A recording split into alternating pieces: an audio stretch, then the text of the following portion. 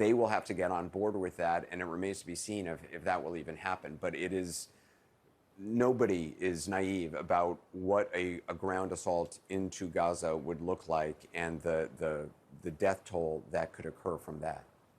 Yeah, 2 million citizens in an area twice the size of Washington. Anderson, thank you for that. Of course, what has been happening in Israel and Gaza presents several pressing issues for the Biden administration. First among them is how to help rescue hostages, including Americans that are being held by Hamas. There's also the intelligence failure, not just among Israeli intelligence, but also U.S. intelligence agencies, among the best in the world, who both say they did not see this coming.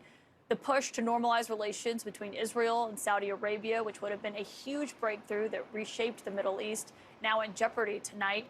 Joining me now is someone who has been deeply involved in all of these issues, Ambassador Robert O'Brien, who served as the U.S. Special Envoy for Hostage Affairs, was also the National Security Advisor for former President Trump. Ambassador, thank you for being here tonight. And given your experience negotiating for hostages, I mean, you've been in these situations. Obviously, this is even more complicated because there is this active war underway. How does the U.S. get these hostages home? Well, it's a large number of hostages, American hostages alone, and then you add the Israelis to it. It's a very complicated situation. I was very pleased to see that Secretary Blinken is going to Jerusalem, to Israel's capital, and that he's got Ambassador Carstens in tow with him, the current Spiha. Ambassador Carstens is a career military officer. I worked with him when I was National Security Advisor. He's competent and a very good negotiator. He thinks outside the box. So I'm glad we're seeing that diplomatic track being undertaken and doing it forward in Jerusalem and not just from Washington. That's important. But we also have to look at other tools. And those tools are moving our hostage extraction and rescue elements forward. Just like we're moving our diplomats forward, we need to move our specialized soldiers and sailors forward to execute a rescue in the event that the opportunity arises with the intelligence. And then we need to look at how we're going to deal with the regional powers and the message we're going to send to Iran, which has almost total control over Hamas, and what we tell Iran about their obligations to make sure those Americans stay safe. But what is, if there was some kind of extraction, I mean, what would that even look like, given the fact that obviously Israel is striking Gaza right now with airstrikes? I mean, what we are told is that these hostages, U.S. intelligence believes, they're not all together. They're in tunnels. They're separated. I mean, that's an incredibly complicated process. Yeah, we would probably never face something this complicated in terms of a hostage rescue. And you can imagine the pain and agony that the hostage families are going through as they think about their loved ones being in cages, potentially being tortured, potentially being subject to execution. But, we've got to be prepared for opportunities when they arise. And we may not be able to get all the hostages in one swoop.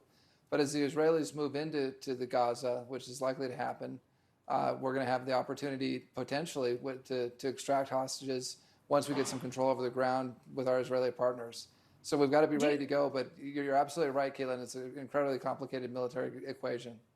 If they were going to embark on something like that, which, I mean, what we've heard from officials, defense officials, it seems far-fetched at this point. I mean, they would need to rely on intelligence. And I think there are obviously serious questions now being raised about what Israel knows about what's happening inside of Gaza. So how would that happen?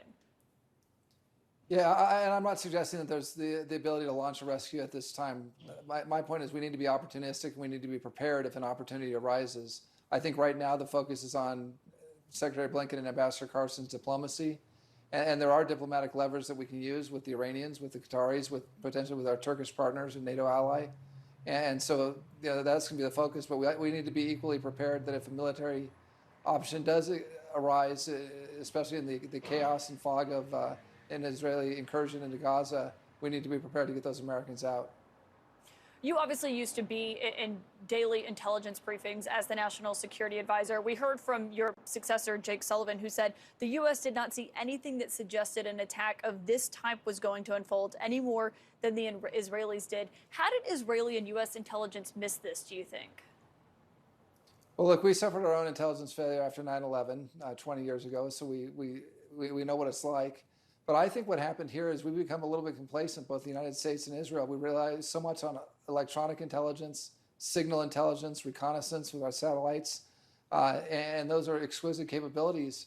But I think what happened here is the Hamas and their terrorist sponsors in Tehran used old school methods. They used runners and messengers. They did in-person meetings and didn't get on the telephone.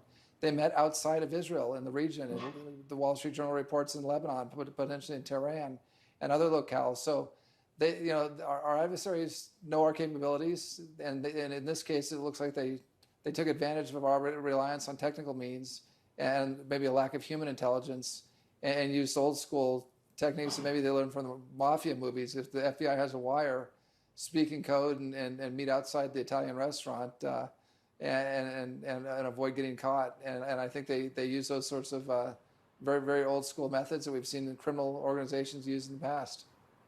Yeah, and I should note CNN has not confirmed that Wall Street Journal reporting. We've heard some, at least senior Iranian officials, were surprised by this. Of course, still a lot of questions there, given they have funded Hamas for so long.